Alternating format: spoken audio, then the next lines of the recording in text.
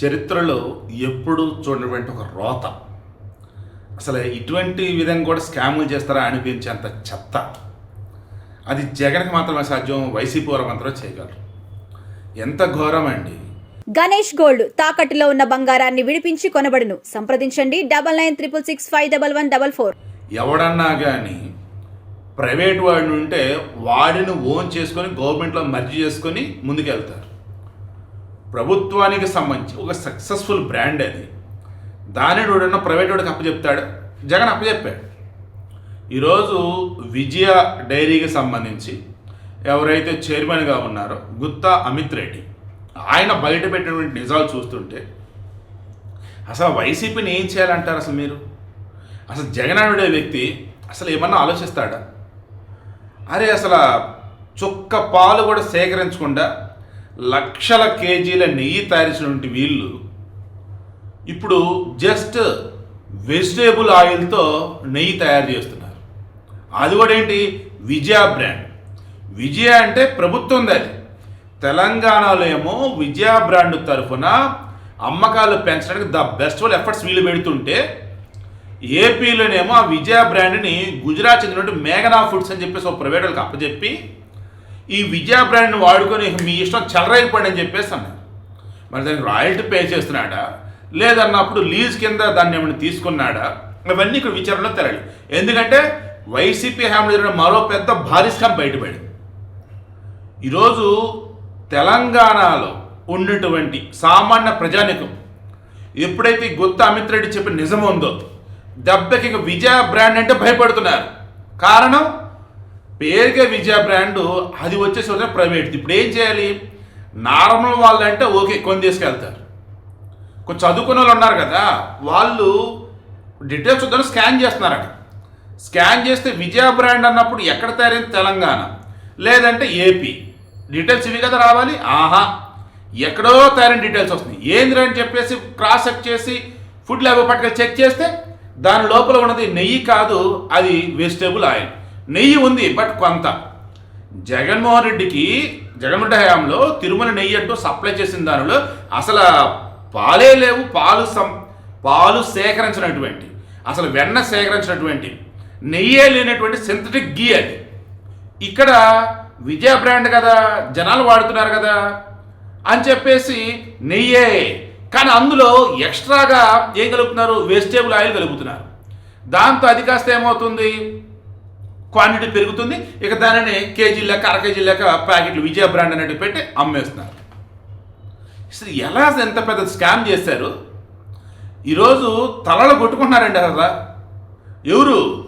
విజయ బ్రాండ్కి సంబంధించి బయట ఎవరైతే మార్కెటింగ్లో ఉన్నారో వాళ్ళు కానీ, విజయ బ్రాండ్ డిస్ట్రిబ్యూషన్ ఉన్నారో వాళ్ళు కానీ, విజయకి సంబంధించిన బ్రాండ్ ఎవరైతే వాడుతున్నారో వాళ్ళు. అంటే నిన్న మొన్న కూడా చూశాను నేను, సమ్ రేడియోలోనో టీవీలోనో సమ్ ఎక్కడో హోర్డింగ్లో విజయ బ్రాండ్ అంటే నమ్మదగిన బ్రాండ్, విజయ బ్రాండ్ అంటే తెలంగాణ ప్రజల బ్రాండ్, విజయ బ్రాండ్ అంటే రైతుల నుంచి సేకరించిన పాలతో తయారు చేసే పదార్థాల యొక్క బ్రాండ్ అన్నట్టు.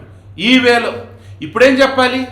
విజయ బ్రాండ్ జగన్మోహన్ రెడ్డి డబ్బులు కక్కుర్తిపడి మేఘనా ఫుడ్స్ అనేటికి అమ్మేసుకున్న బ్రాండ్. విజయ బ్రాండ్ అంటే వెజిటేబుల్ ఆయిల్ కలిసినటువంటి కల్తీ నెయ్యి బ్రాండ్. విజయ బ్రాండ్ అంటే ఇలా ఎన్ని చెప్పుకోవాలండి? ఇంత దారుణం, ఇంత దుర్మార్గం అసలు.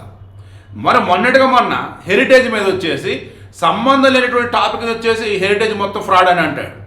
హెరిటేజ్ వాళ్ళు వచ్చేటప్పటికి ఈ మహారాష్ట్ర ఉన్నటువంటి ఒక పెద్ద డైరీ నుంచి వాళ్ళు కొన్ని వస్తువులు కొనుగోలు చేసుకుని వాటిని వాళ్ళు ఫైనల్ ప్రోడక్ట్గా మార్చుకుని హెరిటేజ్ బ్రాండ్ తరఫున అమ్ముకుంటారు.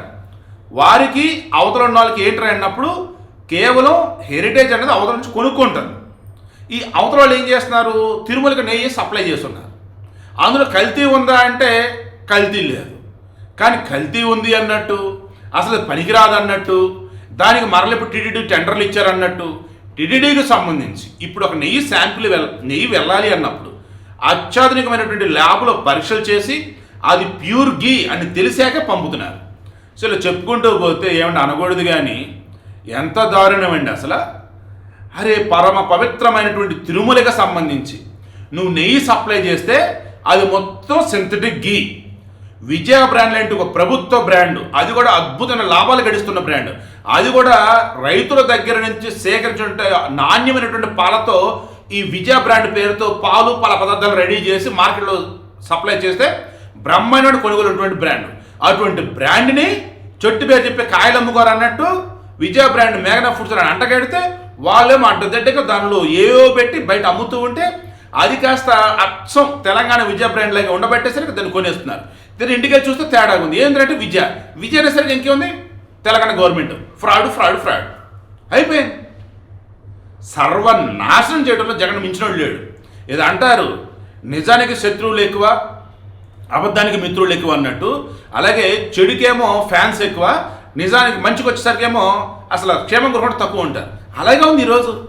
ఆనాడు మహాభారతంలో లేనిది ఏదైతే ఉందో ఈరోజు లేదు. అందులో ఏదైతే ఉందో ఎక్కడైనా ఎన్నాలని అదే ఉండిద్ది. దుర్యోధనుడి పక్క అంతమంది రాజులు ఎలా ఉన్నారు ఏంటంటే ఈరోజు జగన్మోహన్ రెడ్డి చూస్తే అర్థమైపోయింది.